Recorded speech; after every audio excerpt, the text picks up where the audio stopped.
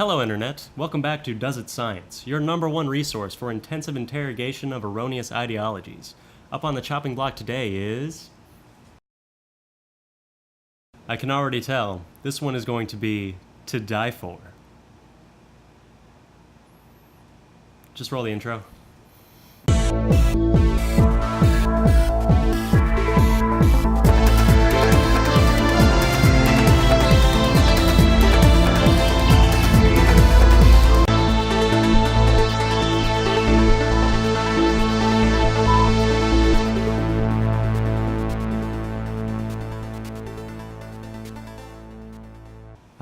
The continuity of consciousness, the endless cycle of death and rebirth, only broken by transcending the physical and reaching nirvana. If you were to ask proponents of this thesis, you would find history littered with the likes of men who have done just this. Christ, Buddha, Fred Rogers, Gandhi. The list goes on and on. But why? Is there any reason to believe that all of us, or any of us, have experienced life in a previous mortal coil? That's what some would have you believe, or at least seem to believe themselves. But before we get into that, let's get this part out of the way. Falsifiability. Without a known variable, there's nothing to falsify. Is the soul what passes from one life to another? What is the soul? How do you measure it? How can you tell when one soul is distinct from another? Without a means to answer these questions, reincarnation is unfalsifiable. Reproducibility. How would you even measure for that? It would certainly be the most unethical experiment in modern psychology. Perhaps you could find someone who claims to remember a past life, euthanize them, and then in 20 years try to find someone who remembers being the person you killed? I don't know, seems unnecessarily complicated to me. So I'm gonna have to say no, it's not Control. What exactly are you controlling for? What blind study is going to completely eliminate random chance? It's hard to imagine a scenario that could properly control for this without something quantifiable to measure. Consistency. Here's where the idea fails miserably. We've talked before about the physical, chemical nature of consciousness, and how sentience is a sliding scale that exists in nature. Do animals reincarnate? Do trees? Do bacteria? As what? To randomly introduce a supernatural mechanic to an otherwise natural world is wholly inconsistent with our understanding of that natural world, regardless of how unique you think Homo sapiens might be. Naturalistic explanations for naturalistic phenomena.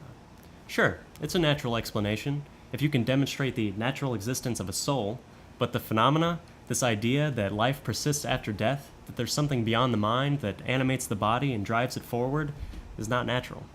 Things live. Their minds, to varying degrees, generate a sense of self.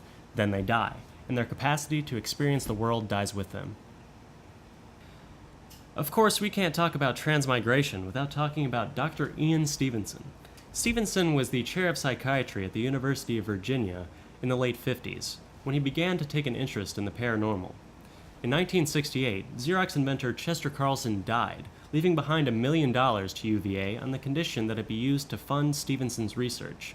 And so, academia sold out, and we're left with 40 years of evidence to sift through. To start with, out of over 3,000 cases that Stevenson studied, none of them offered any kind of control.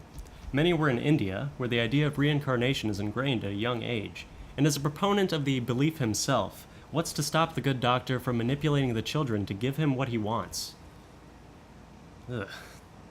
Stevenson believed that past lives left emotional and even physical trauma on the soul, but what did he base this on? It would seem that he was acting from his conclusion and then gathering evidence to support it, as opposed to gathering evidence and then reaching the most logical conclusion based on said evidence. But perhaps it was enough. As renowned physicist Dr. Kuhlmann-Wilsdorf noted, "The statistical probability that reincarnation does in fact occur is so overwhelming that cumulatively the evidence is not inferior to that for most, if not all, branches of science." Well then, case closed. Reincarnation fucking sciences, y'all!